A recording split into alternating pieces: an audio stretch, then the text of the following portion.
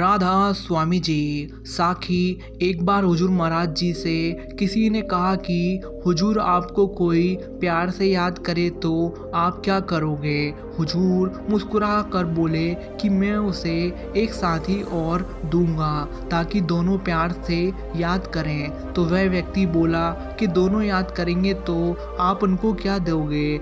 हुजूर बोले कि मैं उनको दो प्यारे और दूंगा ताकि चारों मिलकर याद करें। फिर उसने पूछा, हुजूर जब चारों याद करेंगे तो आप उनको क्या दोगे।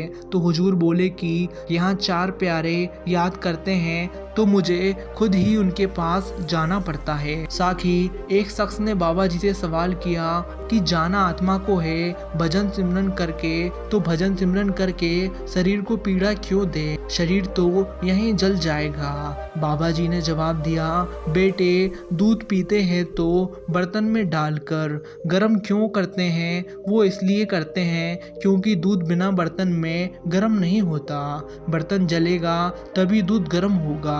उसी प्रकार शरीर में पीड़ा होगी तभी आत्मा की तृप्ति होगी। इसी प्रकार शरीर से होकर ही भजन सिमरन आत्मा तक पहुंचता है। साखी, एक रागी अपने गुरु जी के दरबार में भजन गाया करता था। वह बहुत ही अच्छा गाया करता था। जब भी वह भजन कीर्तन करता तो सारी संगत झूम उठती। उस रागी के मन में एक बात थी कि वह तो दरबार में पैदल आता है परंतु उसके गुरु जी घोड़ी पर आते हैं। उसका मन करता था कि उसे किसी तरह वह घोड़ी मिल जाए।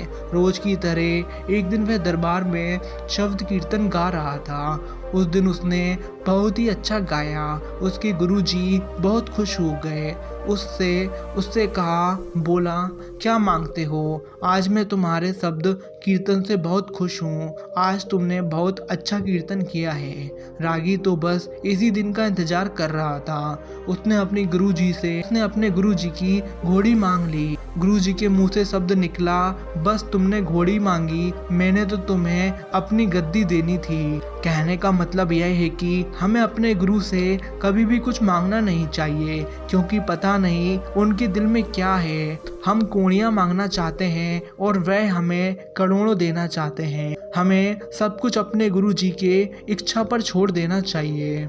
मेरी माँ मेरा रब, हर रिश्तों में मिलावट देखी, कच्चे रंगों की सजावट देखी, लेकिन सालों साल देखा है माँ को उसके चेहरे पर ना कभी थकावट देखी, ना ममता में उसकी मिलावट देखी। अर्थात पूरी दुनिया जीत कर भी अगर हम माँ का दिल नहीं जीता तो वह जीत हार के समान है।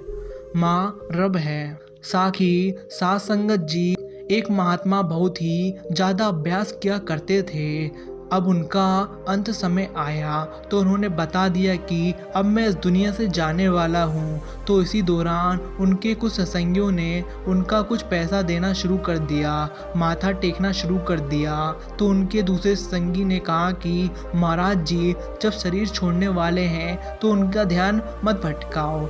इस पर महाराज जी ने कहा, कोई बात नहीं। उन्होंने एक उदाहरण के जरिए समझाया कि जो कच्चा तेराका होता है वह पानी में डूबने लगता है। जब वह पानी में डूबने लगे, अगर उसे उस वक्त यह कहा जाए कि तुम तैरना शुरू कर दो तो वह कभी भी तैर नहीं सकता। लेकिन जो पक्का तेराका होता है उसे चाहे किसी भी नदी में क्यों न डाल दो, वो तैर कर बाहर आ जाता है।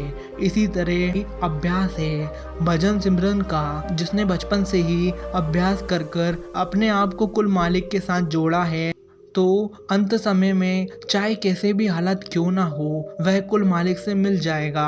उसका कोई ध्यान भटका नहीं सकता क्योंकि उसने सारी उम्र तक अभ्यास किया होता है। यह पक्के तैराकी की तरह है। साथ संगत जी, इस साखी में हमें यह शिक्षा मिलती है कि भजन सिमरन हर रोज करना चाहिए।